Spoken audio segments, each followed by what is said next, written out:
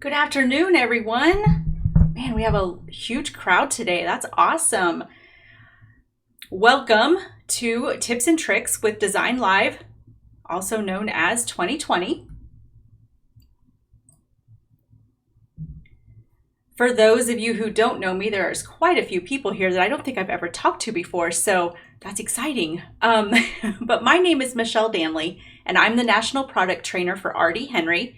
I've been in this position for a little over 2 years now, and before that, I was a kitchen and bath designer for, almost 23 years. So I have been a dealer. I know exactly what you guys do every single day, and use me as a resource. Whenever you have questions about products, 2020 questions or Design Live, whatever we're going to call the program now, things like that I can help you with.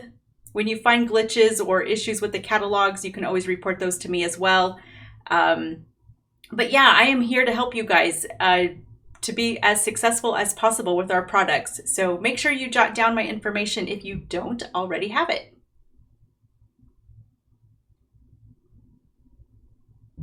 Okay, first I also want to tell you guys I am recording this session so that it will be available if you have to hop off or whatever. I am recording it for to put up on our website so that you guys can access it, and for the people who were not able to make it, who had stuff come up at the last minute, which we know happens. All right, so what I am planning to go over today, it's a lot. I hope we can get through all of it. I do want to show you guys, for our Evoke dealers, I am really sorry, Heartland and Reveille dealers who are here today. You'll have to sit through this short little portion, but I am going to show you how to put freight into the Design Live program so that it shows up on your quote. I know you can price your cabinetry, your Evoke cabinetry through 2020, but you've always had to manually do your freight or import it into the Evoke program to get your final price. I'm going to show you how to put that into 2020 so that you don't have to do that anymore. We're also going to go through display schemes. They are very time consuming to set up, but once you guys do it, you're going to see what a massive time saver it is, and how to use some of those other tabs that you may not be using to your advantage. We're also going to talk about fonts, how to get free ones, where to get them, how to put them on your computer so that you can step up your designs just a little bit. And then presentations, again, upping your game here. How to use Canva and PowerPoint to do your presentations for your customers and not use the 2020 program to do that. I can tell you many horror stories of trying to do that in the past. We know how 2020 likes to function or not function sometimes. We're also going to talk about seamless textures, where to go and get them, how to use them in your designs. Then we will look at the new cloud browser. It is very different than what you're used to. And then also the cloud configurator. And then any questions that you guys have, feel free to type them into the questions or the chat box, whichever one. And I'll try to answer them as we go through this. I can't totally see that screen where they're going to pop up. It's kind of in my peripheral here, but I will try to look at it occasionally. But I would definitely will answer them at the end, and we will take some time to do a little bit of a question answer session. Okay, so today I'm going to be using version 14.1. They did recently release 14.2. But if you have been a 2020 user for any amount of time, you understand that going to that next version or update isn't always the best thing to do right away. And I wasn't about to learn the gremlins of 14.2 in a few days right before this webinar. So I have just stuck with 14.1. 14.2 does have a lot more upgrades to it though. Evidently, I haven't seen it yet, but from what I hear, there is even more updates to the cloud browser and the configurator. Plus, it also gives you the ability to make presentations directly into PowerPoint within Design Live. So that's huge. So what I'm going to show you today is going to be kind of what would be considered the antiquated way to do it, but it's still useful. I'm sure that 14.2 is great, and I will check it out next week. I wasn't going to try to check it out right before this webinar. Okay, so the first thing I want to tell you guys, don't be scared to download version 14 because it does not replace your previous version. It is a completely different program. So you can still keep version 13 or 12 or whatever you're running and have 14 on your computer at the same time. So that's pretty awesome. I have 13.6 still installed on my computer, and I have no plans on uninstalling it. I do use it almost daily still because I'm very used to it, and I like it. Not that I don't like version 14, it's just different. So don't be scared to download it, get it installed, because it does not replace your previous version. Also, make sure you give yourself some time to do that because it is a brand new program. Nothing is in it. You have to install your catalogs, all your schemes, like anything that you've got saved in there, you have to redo basically in version 14. Now, one of the really great things is Syncly came up with a way for you to transfer your current catalogs into version 14. That's huge, massive time saver. You're just going to go to design.support.syncly.com, and don't worry if you guys don't, you don't need to write this down. You can always email me and I can just send you the exact link. I have it saved as a bookmark. But when you go there, this is what you're going to get. You're going to get the support page for Design Live. Click on Getting Started, and then you're going to go down to User Guide, and that second line there, Checklist of Actions Required to Migrate to version 14. Click on that, and you get this really great page with lots of information. I highly recommend that you read all over this page. You scroll through it because there's lots of articles, lots of little videos and things like that about 14 that were very helpful. But click on the little plus sign next to transfer catalogs, including rates, and it will give you step-by-step instructions on how to copy those basically over into 14. It does take some time. Let it run in the background. That's what I did. But it was a huge time saver because we all know that installing catalogs is one of the things that we all hate doing. It's so time consuming, and this does take care of that.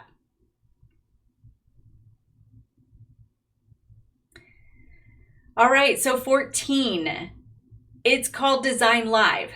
There's no more 2020, which is going to be very difficult to get used to because that's what we're all used to calling it, is 2020.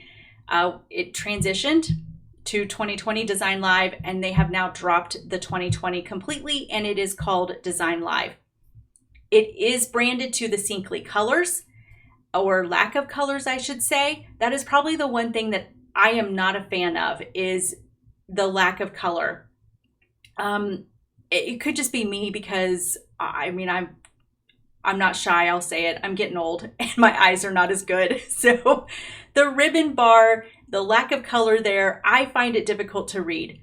Some people that does not bother, but to me, that's been my biggest issue with it.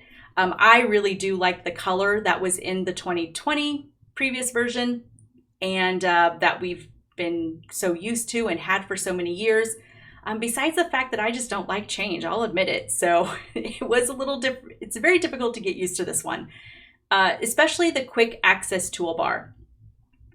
Some of the icons have changed, which has been a little bit of a struggle as well. I still find myself hovering over those little icons, trying to figure out what they are.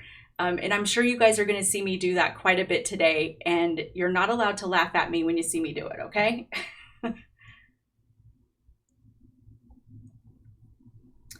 All right, so evoke dealers, adding freight and fuel surcharges to your reports, to your quotes.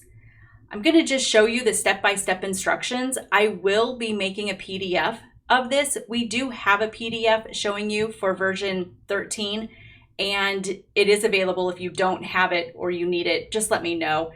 It's pretty much the exact same thing. It just looks a little bit different, but it's the same steps. All right, so the first thing you're going to do is you're going to open up your catalog manager, which is going to be that little DL with the little stack of books there.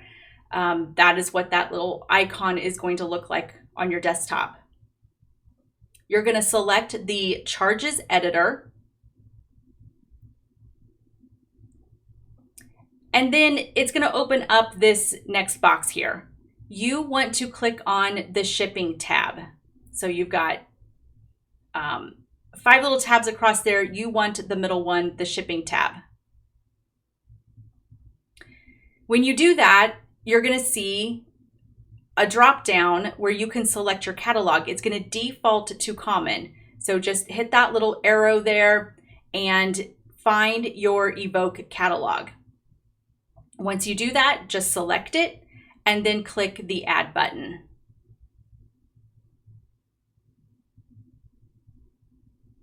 The next box that's going to pop up is this one here. It's going to give you some different options and different fields that you can fill in. You want price 3. That is the volume. So Design Live, it's going to take me forever to stop saying 2020. Design Live refers to cube rate or cubes as volume. So we say cube rate, they say volume, it's the same thing. You're going to enter in your freight rate, okay? Do not enter in the $4 that I'm putting in here because I'm just doing this for training purposes. Nobody has a $4 cube rate in our company. So it's a little extreme, but just go with me here. Make sure you put your freight rate in there. Then you're just going to hit the OK button. And this is what's going to happen after you hit OK. You're going to see this little screen right here, this box. You'll just X out of it. You're just going to close it out. And then you can close out of your catalog manager. Now, when you're in 2020 or in Design Live and you're selecting your styles and pricings, you can go ahead and set up your freight right then and there. So when you're in your catalog, open up styles and pricing. Under shipping, that third line, hit the little arrow off to the side and select volume. And then next, do not ask me why, but under the discounts and surcharges, you want to put a -3% in there. This is for the fuel surcharge, and I have no idea why it has to be a negative when we're actually adding it. It's a question for 20 or for Design Live, Syncly, whatever. It's a question for them that I have not asked, but whatever, it works. Put a -3% there to do your fuel surcharge.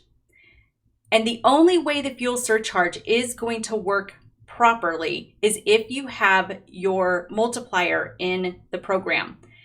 So for that catalog, you need to put your multiplier in there.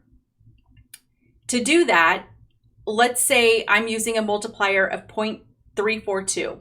I need to turn that into a percentage and subtract it from 100. So I'm just going to move that decimal place over to, I'm going to say it's 34.2. So I'm going to take 100 minus 34.2, which is going to give me 65.8. That's the percentage I want to put in that all categories. I do all because it just covers everything. I'm not pricing appliances, countertops, or anything like that in the program. Most people aren't.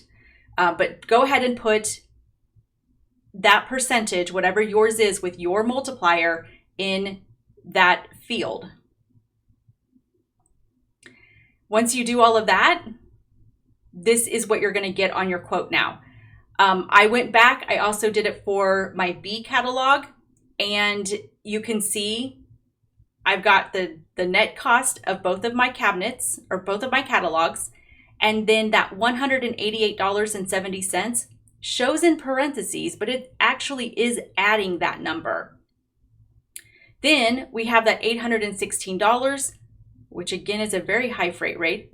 Nobody here has that. But anyway, that $816 was the $4 I entered times the volume or cube, which is 204. You can see that down there at the bottom.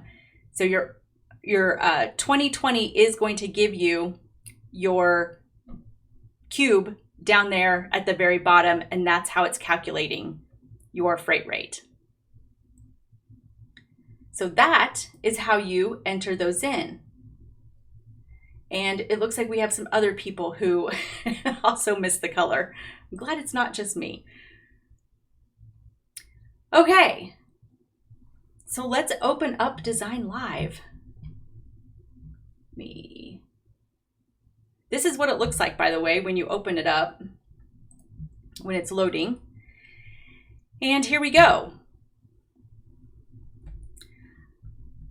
So most of us are used to all of this, all of these dimensions. And by the way, we're not critiquing design here, guys. I was just throwing stuff together so that we had something to work off of.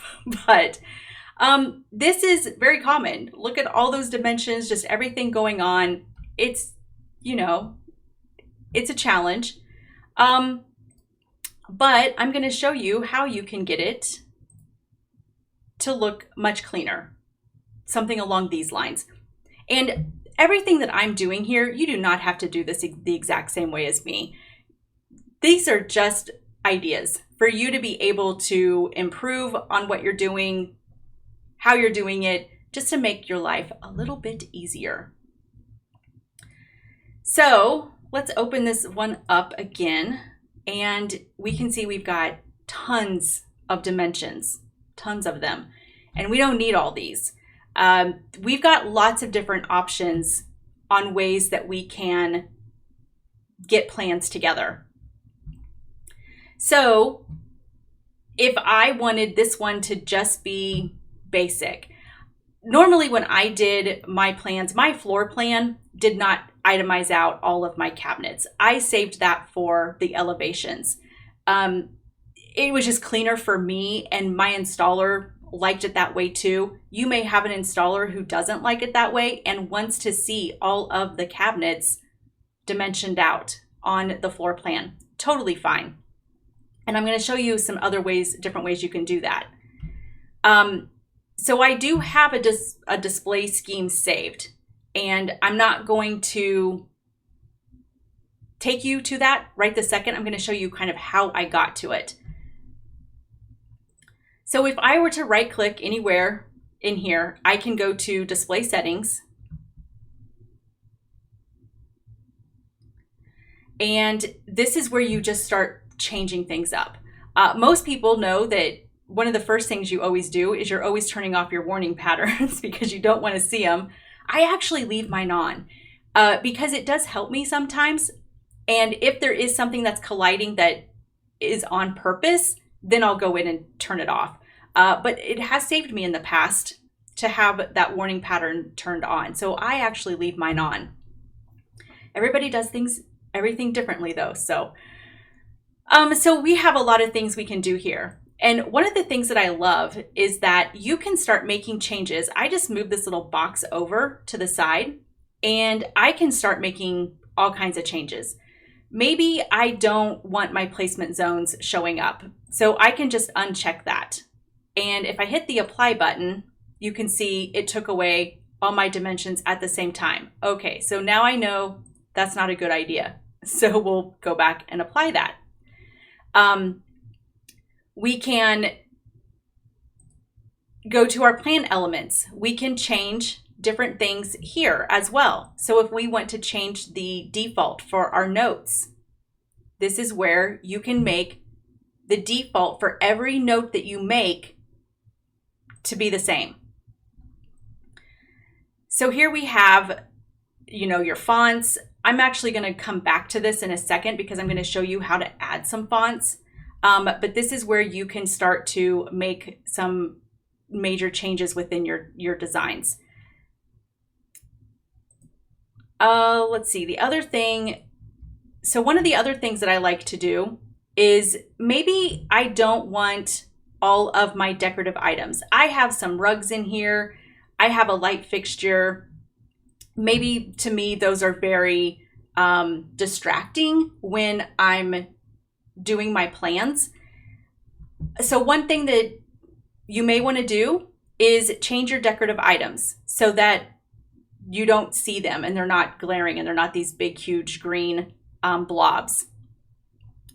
So I can come in here, and if we come and you click on each one of these, you can see that they're all outlined in dark green and filled with this pale green. I'm going to go ahead and select I'm going to select all of them. I just want to group all this together. And maybe I'm going to change these to where they are a silver outline, and I want the fill to be transparent. And here any second, it should apply that. I forgot to tell you guys to talk to whoever higher up you talk to make sure that the program is going to work properly. Because that is not working. What is going on? Let's try. Yeah, it's there. Oops, I don't want that.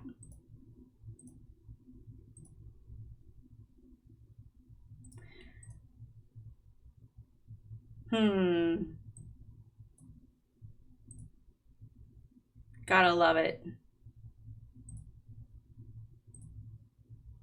Let's do miscellaneous items. Oh, you know what, you guys, it did do it. I'm sorry. These are miscellaneous items in here because they're from the cloud browser. So I'm going to do both. We're going to do this, and then we are going to do transparent. Now those are going to turn. There we go. So decorative items, which I only have a couple in here because I did notice as I was getting ready for this that my computer does not like decorative items. I tried to bring in some stuff from SketchUp. My computer is not powerful enough for it. So because I'm not designing all the time, I did not know that. But you can see I had a couple little coffee mugs sitting over here, and it did blank those out under decorative items. These are from the cloud browser, so they are showing up under miscellaneous items. So those are now not nearly as distracting. They're still there. So when I render, they're going to be there. But I'm just kind of trying to clean this up a little bit. I can change just about anything that I want in here. Maybe I want, you guys can get really crazy here. Maybe you want your base cabinets a different color. So you can change them to this green color, or let's do blue. Oh, that's the same color as the appliances. Let's just do something obnoxious right this second. You can change them to whatever color you want. You can do that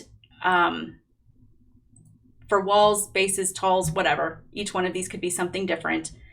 What I would love to see is for you to be able to do that per catalog, so that you could assign a catalog a different color, because wouldn't that be nice when you're designing with multiple catalogs? So as you can see, there's going to be lots of different things that you can change within here. Dimensions is the big one. That's the one that is the most time consuming and the hardest to figure out. And I'm not going to lie, this takes a lot of practice and a lot of tweaking. But the good thing is that you can change things back. So if I want to, let's see here. Let's say I have to remember how I do all this because I've had mine set for a long time. Okay, maybe I don't want my cabinets on this plan. If I just highlight residential, I can just uncheck that and hit apply. And there I just immediately cleaned this up and got rid of all of the cabinets being dimensioned out. And like I said, I always preferred this way, and then I would put my detailed dimensions on my elevations. Everybody is going to be different though. So I'm going to go ahead and just leave it like this, and then I can finish cleaning this up as I want. You can change your work area. If you like the grid, you can keep the grid. You can remove the grid if you want. Again, you can change your warning patterns. I'm going to go ahead and, so here you can see that grid. That was the other thing I forgot to show you guys that I do like to do. Placement zones.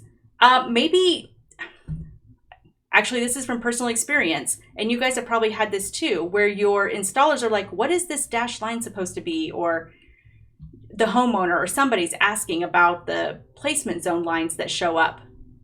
You can hide those.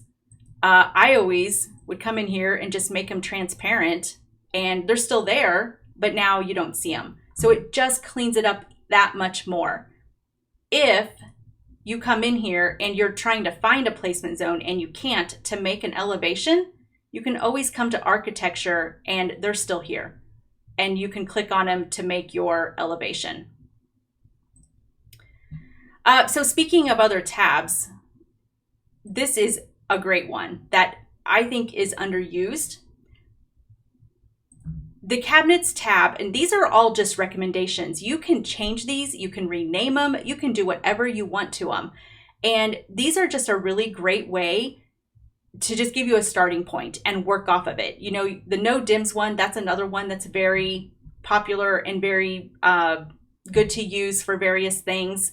But this cabinets one, I use this quite a bit. And let me show you what I would do.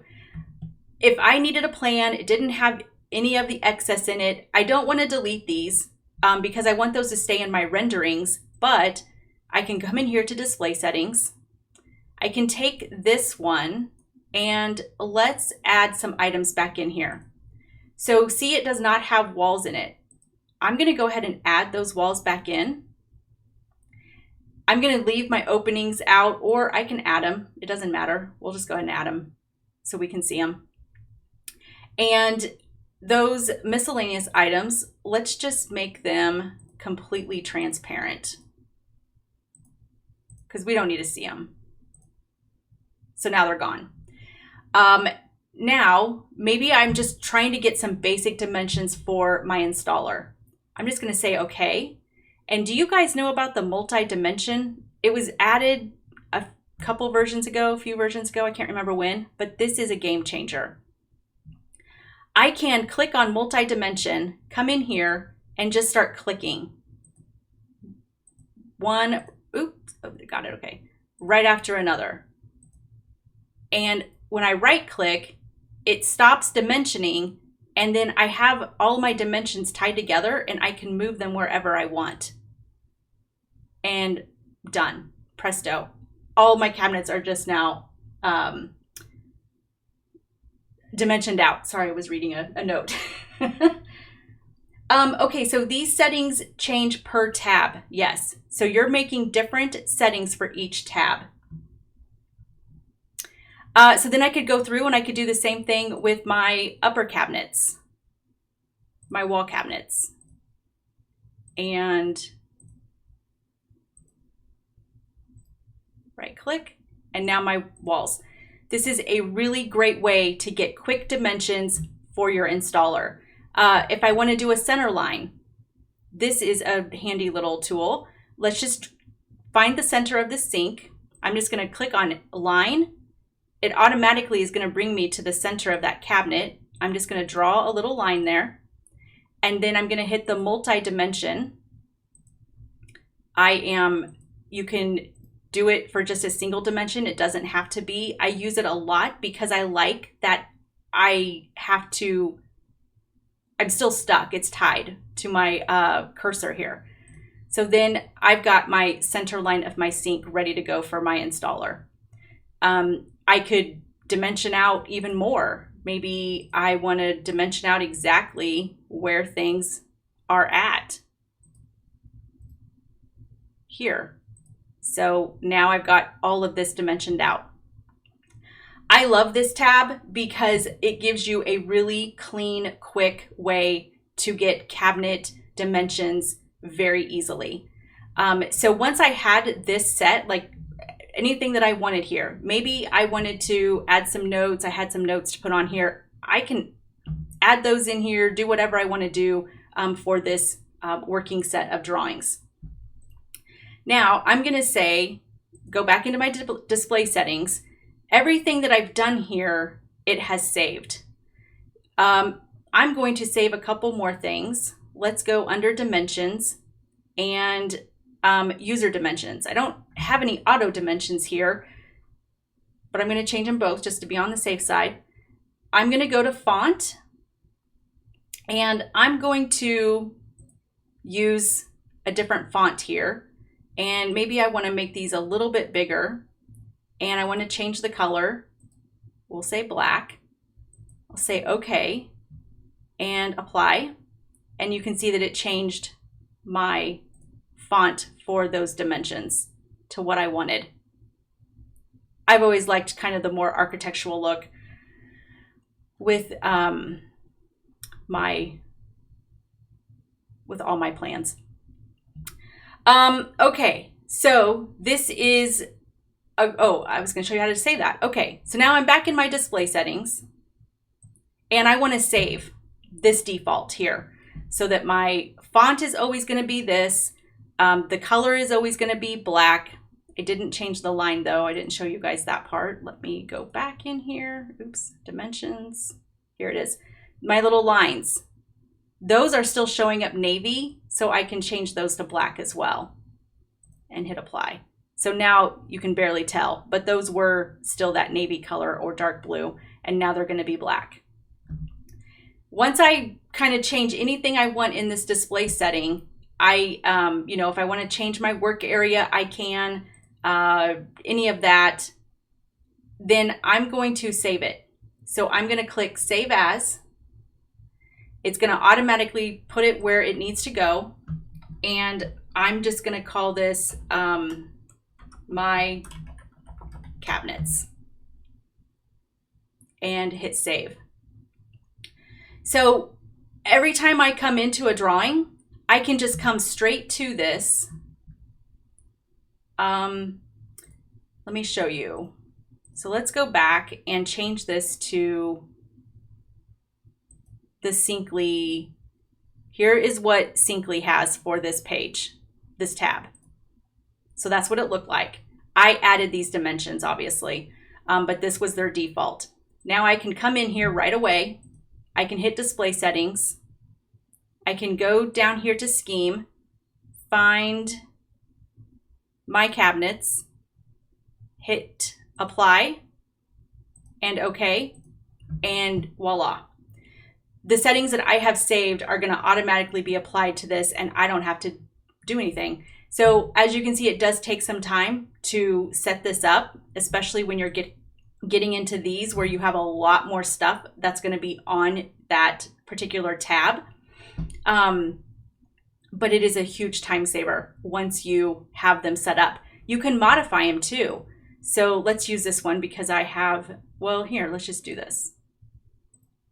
Let's go into display settings here. I have one saved, and this one I have saved as all.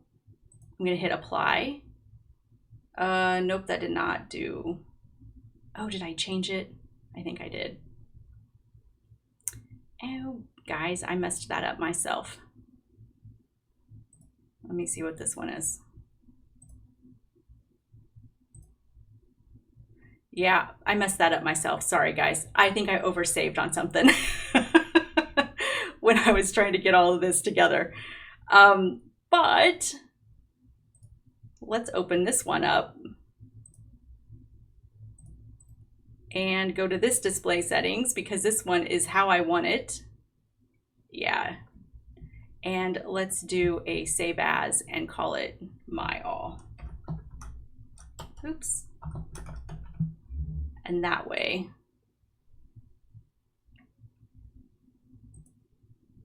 Okay.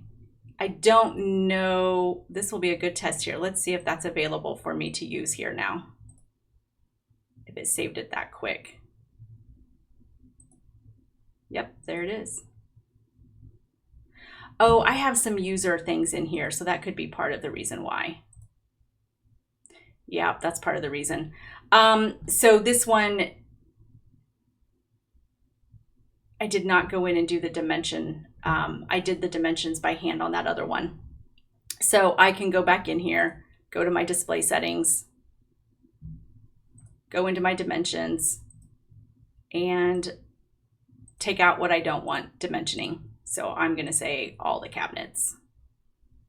Oops, unclick.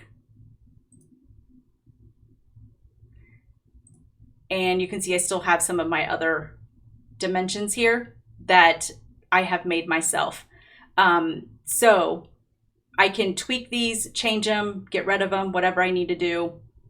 Another thing, I don't know if you guys know about this little trick, but you can change dimensions for a placement zone.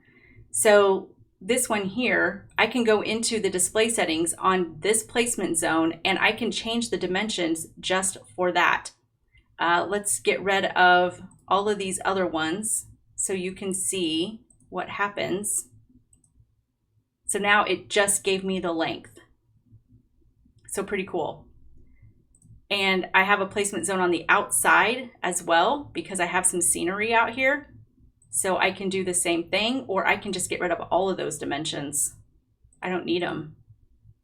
Maybe those windows are already there and I don't need them cluttering up my plan. So that's another really great way to modify your dimensions as well. Okay, how are we doing on time? Okay, let me show you guys fonts real quick. You'll notice that I have some different fonts here. My font is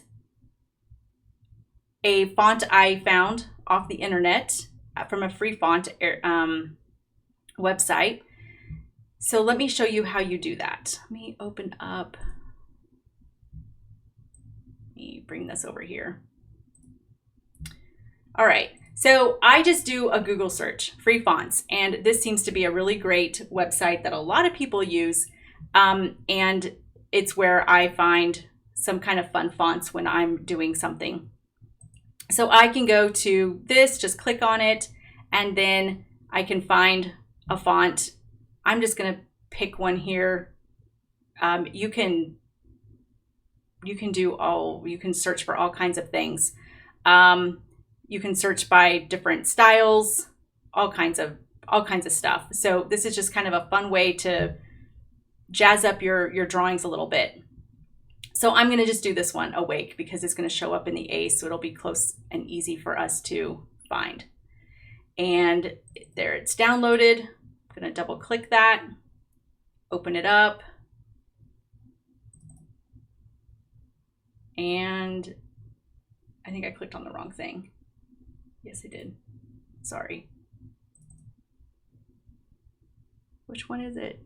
I'm not used to doing it this way. Hold on, let me just go up here and do it this way. Well, this isn't...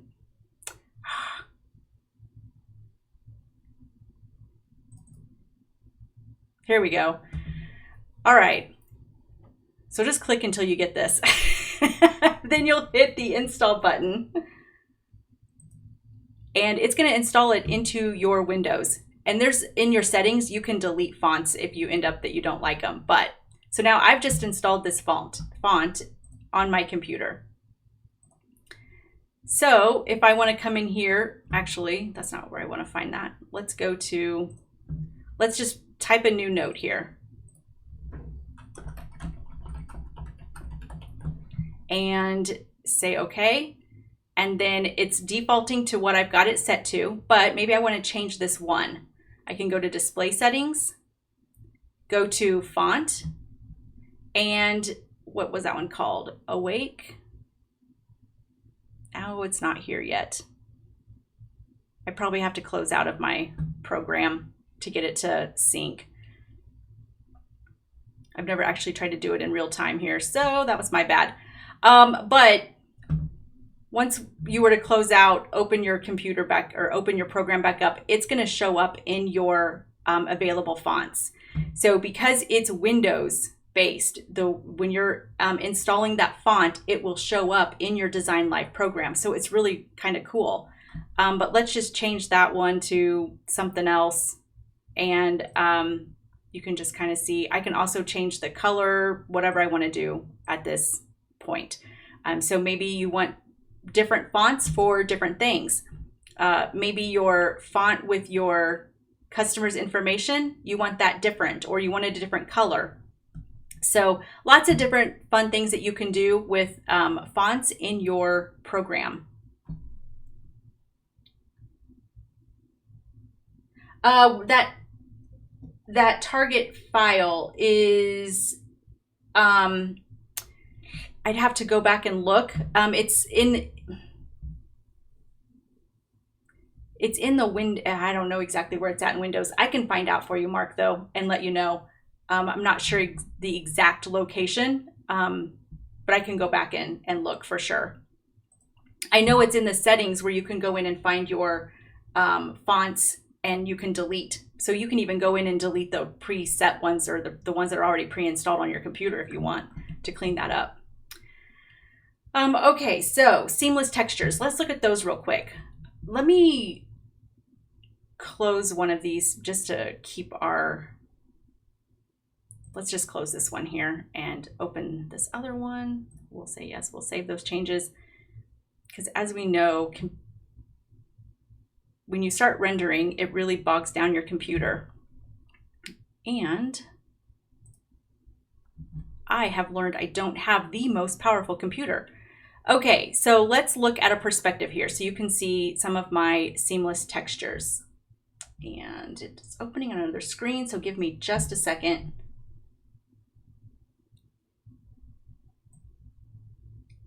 All right. I have my renderings defaulting to opening up in hidden line. You can change that in your preferences. So if you come over here to File and you go to Preferences, I'm going to show you guys because I do get asked this question quite often. Rendering. I have mine where it is automatically set to hidden. The reason I do this is because if I have it starting on texture, you have to wait a long time. And if you start clicking before it's done, it will freeze up your program and then sometimes crash on you. So mine is just set to hidden. You can do whatever you want here, but that is what I have found to be the best for my situations. So here we have this kitchen, and let me go ahead and render this in textures. And I don't have a ton of decorative stuff in here because, as I told you, my computer does not like it. But one of the things that I started doing before I stopped designing and came into this, and you guys are going to see one of the gremlins in Design Live that I've been experiencing in version 14 here. You may not see it yet, but you will as soon as I point it out. One thing I started doing is I started taking pictures. Like if I was doing a kitchen and there was a great room or another room, a dining room or something off of it, I would take a picture of that room and I would plug it into my designs. Homeowners thought it was just the coolest thing. And it's so simple, you guys. It's so simple. It does add a little bit to your design. So usually by the time I started working on my installation packets and stuff like that, I would delete all that out of there. But for presentation purposes, it was always kind of fun. And the fact that I am going to be clipping and just taking portions of this, I can get rid of, I don't have to have this in my presentation portion. I can clip it out. But it is kind of fun for them to see.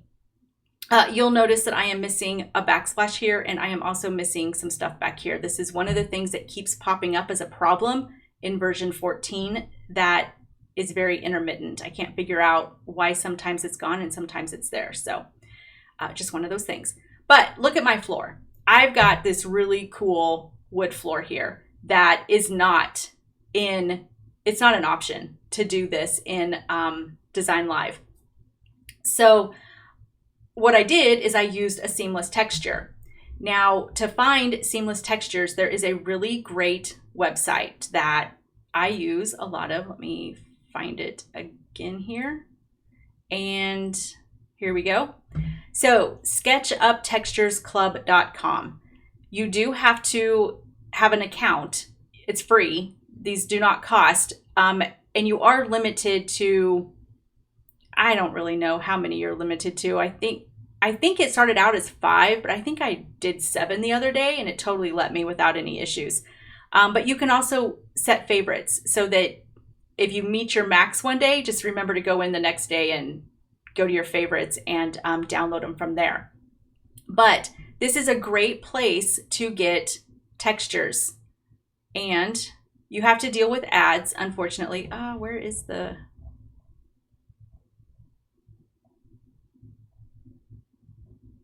Oh, I guess it was just right up here.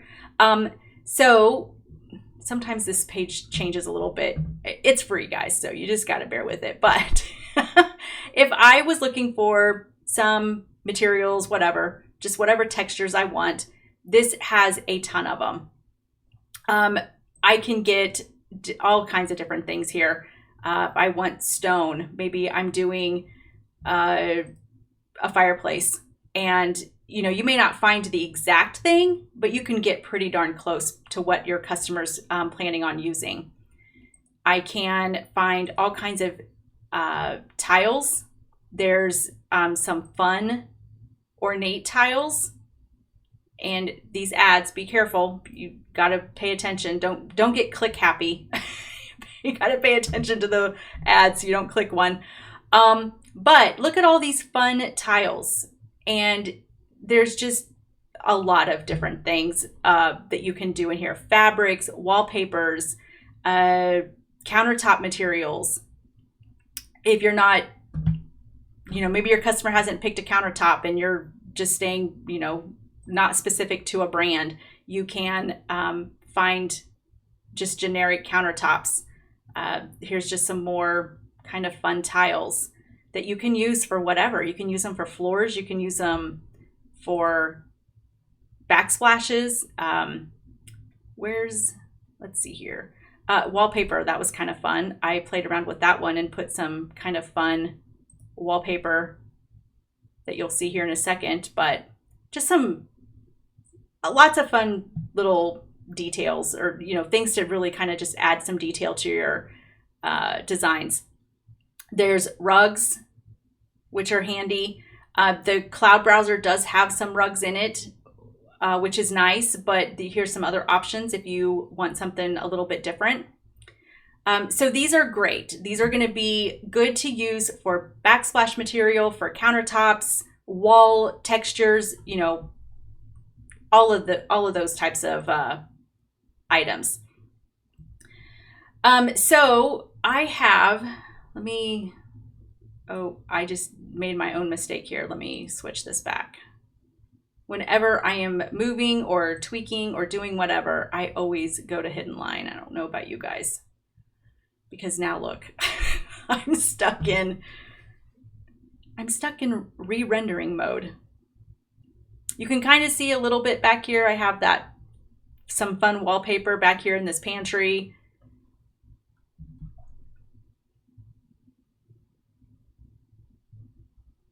You do have to pay if you want unlimited access. Yes, you do have to pay, but I'm totally good with the free version. And here we go. All right. So let's see if I can I should be using my clipping tool here. I'm a point and clicker. It's really bad, but let's just say I just want to see this cute little pantry that's causing me some grief. Yes. So there is a wallpaper on this wall that is not showing up for some reason. But I know it's there in my surface. I also did not clip that very well, but here's one of those seamless textures. So definitely tons of fun. I also used a seamless texture for my countertop.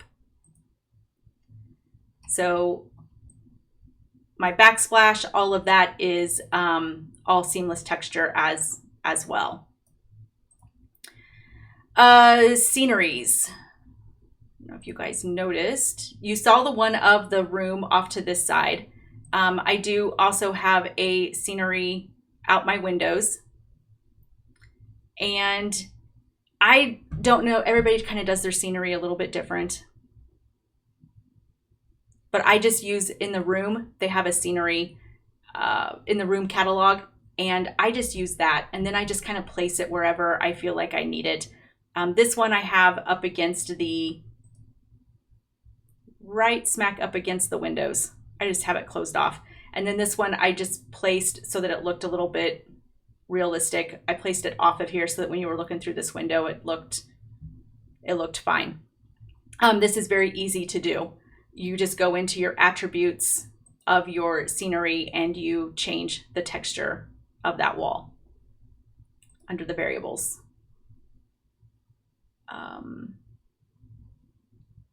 Somewhere, scenery image right there. And then you just go find it in your images. So here's my texture library for this. If I wanted to go find a new one, I can go to user texture library, browse, and I actually have a folder that I started with seamless textures, and I have some sceneries. So here's some sceneries. That other one was a picture that I just snagged off of the internet. Don't tell anybody. Okay. Let's see. What else do we want to go over here? I want to show you presentations. Oh, and the cloud browser. Oh my goodness, we may have to do another one. Cloud browser. So you guys can see this over here on the side. There's different ways that you can set this up. There are some different views. You can do a list view, which is what I prefer, or you can do a gallery view, which doesn't have quite as much of a description, which on these, it doesn't really matter. But when you are looking at other items, I do kind of prefer this view. Now, you have all kinds of catalogs available to you, and you can also go, so right now I'm going to be under sink and faucets. And here you go. Every single sink and faucet that is in the cloud is going to be here. You can search if you want. I personally don't think that the search is very useful. That is one of the downfalls I have found, because I don't know. To me, I feel like the search could use some definite updating. But you can go under just appliances. You can set favorites. So maybe I need to figure out how to turn those off. Maybe this GE dishwasher I use all the time, and maybe it's a standard one that I like to plug in. I can set it to favorites. So then I can come up here and go to all catalogs. Well, I might want to go back to everything and turn that off. And then I can just click on, oh, see, you guys, this thing is not that great. I should be very excited about it, right? Here's my favorites. Make sure you have all catalogs selected. Even though I already selected it, it defaulted back to Sub-Zero for some reason. But here's just some favorites that I just clicked. And so anything that you're using a lot of, you can click the little star and then it will add it to this list. Now, you can configure things. So we have this pendant in here. And the cloud configurator, which is down another tab, lets you change some different materials. To me, this still is not that great. It's very hard to figure out what exactly on this you're actually changing. So it takes a lot of experimenting. But I can filter through and find some different materials. I think it was finish that I found, maybe. Yeah, in here, we're under a finish and I have oil rubbed bronze and we've got wood showing up. So this definitely needs a little bit of tweaking, but if you spend the time, you can get things to look the way you want them. I'm just going to go ahead and we're just going to, see, that says oil rubbed. Maybe, I don't know, finish oil. Okay, maybe this is legit. Maybe it's an oiled floor. I don't know. And we're going to say close that. And now we should have a two-tone look on our, let's see what happened. Yes. So it was all black and it did change part of our light fixture to be wood. So that part is really cool. And on decorative items such as stools and stuff like that, you can change things as well, the finish, and you can change your fabrics and all of that. So that part is really cool. And look here, our countertop or our backsplash is back. So there you guys can see one of those weird things that is very intermittent that I've been experiencing. Okay, we are almost out of time and I still wanted to show you guys Canva and PowerPoint. So let me just super quick show you. I'm just going to close this out because I have already started and I can tell that my computer is not liking. Oops. Hold on.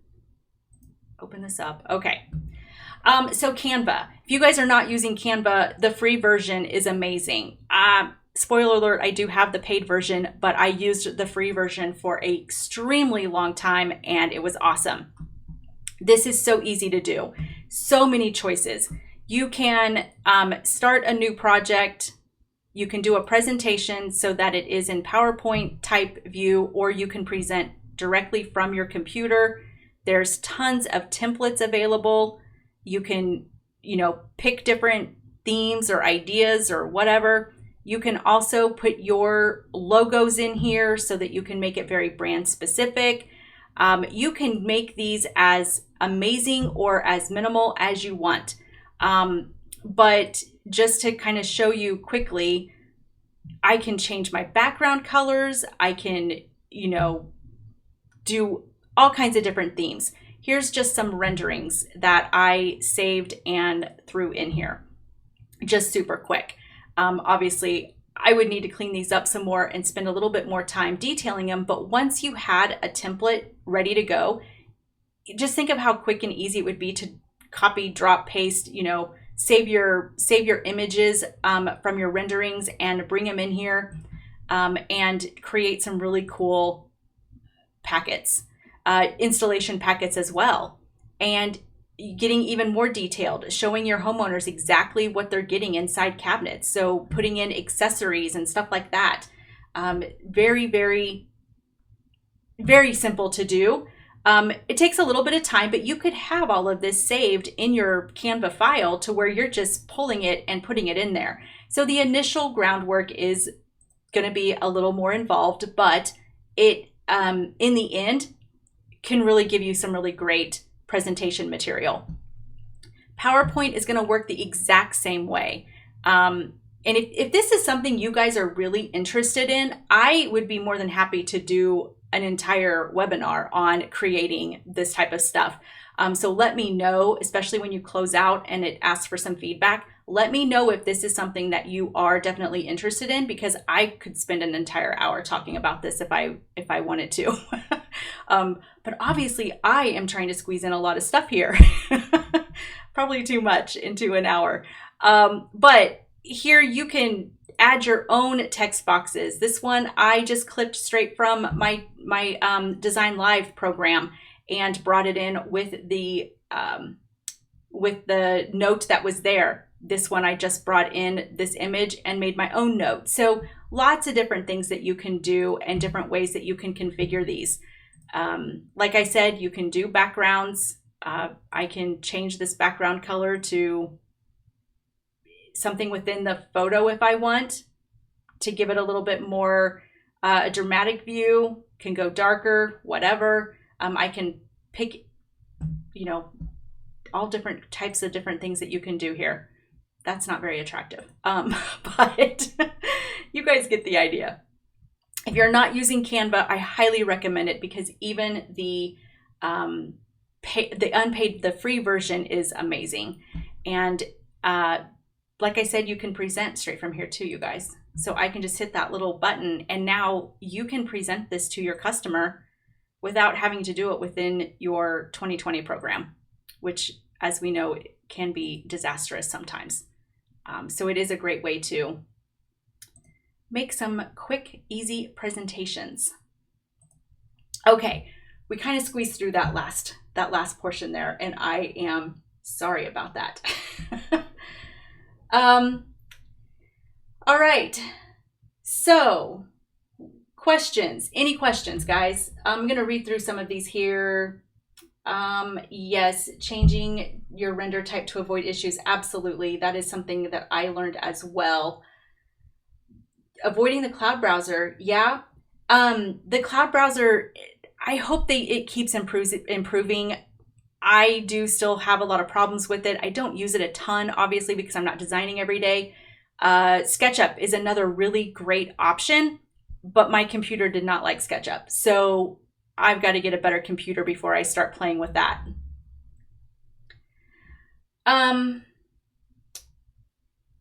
Let's see here. So the Canva images, I am doing a couple different things. So number one, I just clipped it. I used my little Snagit tool. We have Snagit on our computers, which is amazing. I love that. Or you can use your little snippet or clip it or whatever, the Microsoft one. So you can do it that way. Or I also saved them as a PDF and did it like that. I also took the Snagit and saved the actual image as a JPEG and imported them that way. So there's lots of different ways. You can also, in your renderings, save that image to your clipboard and paste it into Canva or PowerPoint, whichever one. There's a few different ways. You just have to figure out which one is going to be the easiest. And okay, yes, we have one who would love a webinar on presentation material. Okay. We got lots of people who would like that.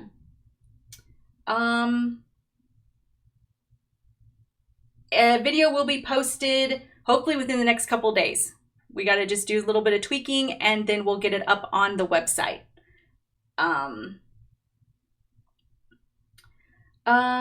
Okay, more stuff on information will do, noted.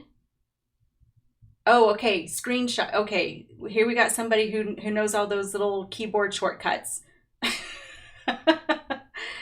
Okay, we have a lot of people who would like a class on Canva, so I guess that's the next one I'll be working on. And PowerPoint. I can merge those together because there's a lot of similarities there. You just have a lot more options in Canva as far as making things like pretty from the get-go.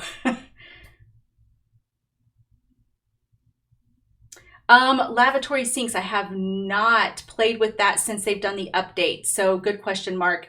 I know exactly what you're talking about. They had those set so that they always would go in super low when that was never, never something that you did. You always, everything's base height and they never go in the same, the right height ever, which never made any sense. It should go with the countertop, you would think. So I will play with that and see if they fixed it.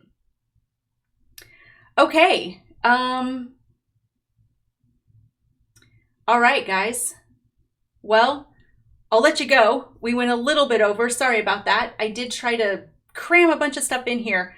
I am definitely going to start to put together a presentation for Canva and PowerPoint and get a lot more detail on that for you guys because it seems like that would be a very popular topic.